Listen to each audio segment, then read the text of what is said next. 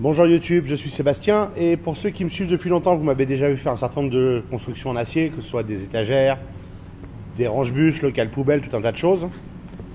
Là, je vais faire des étagères pour ces caisses-là justement. J'en ai 48 à mettre là, donc elles vont glisser sur ces rails-là et seront tenues, il y aura un plan de travail au-dessus. Désolé pour le bruit, hein, c'est le week-end. Et comme j'ai 12 colonnes d'étagères à faire, donc 13 montants, je me suis fait un guide ici, donc une cornière, des bouts de bois vissés dans le plan de travail, de façon à ce que je les assemble tous pareil. Ils seront tous identiques. Et c'est ça toute la logique de ce dont je voulais parler aujourd'hui, c'est la répétabilité. Quand on est un amateur, qu'on n'a pas une table de soudure qui vaut une fortune avec plein de petits plots, on peut avec une planche toute bête, bon, la mienne est sur des bouts d'acier qui sont du 50 par 5 comme celui-là, on peut se faire avec donc du bois, des vis, un guide comme ça, et au fur et à mesure, je n'aurai plus qu'à mettre les tubes dedans, poser les deux gros dessus, et zou, j'aurai mon schéma pour souder tout ça. J'ai plus qu'à venir le souder dans les coins, et ça tiendra en place. Voilà. Donc c'est ce que je vais faire maintenant, mais je voulais vous montrer la logique qui va avec, parce que ça peut être assez pratique si vous voulez faire la même chose. Parce que s'il faut tout mesurer à chaque fois, tout aligner, ça prend une éternité. Là, ça m'a pris peut-être une heure de tout dessiner sur la table. J'ai dessiné, hein, il y a des traits de crayon que vous pouvez voir.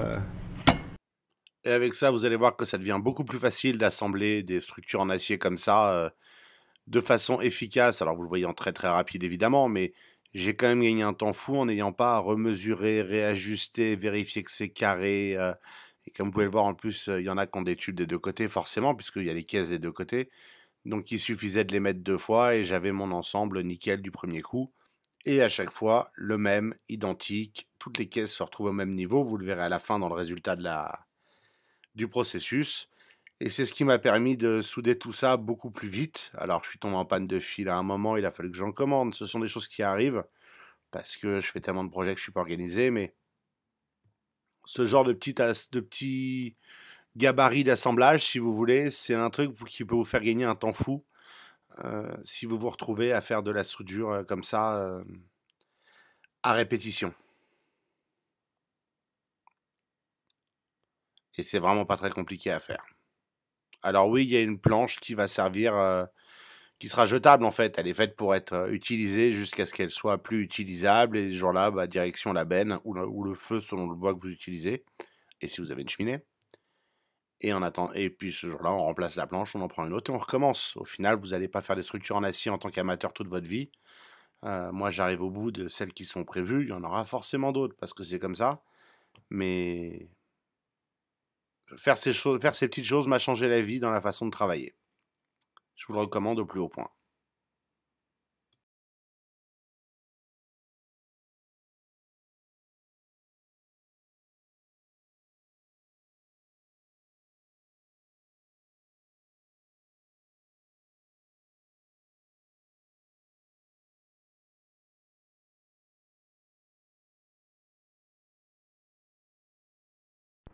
Nonobstant le fait que ce soit déjà le bordel parce que j'ai fait d'autres choses depuis, vous pouvez voir le résultat. Alors les caisses sont pas toutes parfaitement alignées parce qu'on les utilise, mais j'ai maintenant la place de mettre 48 caisses qui s'ouvrent et se ferment toutes de façon efficace.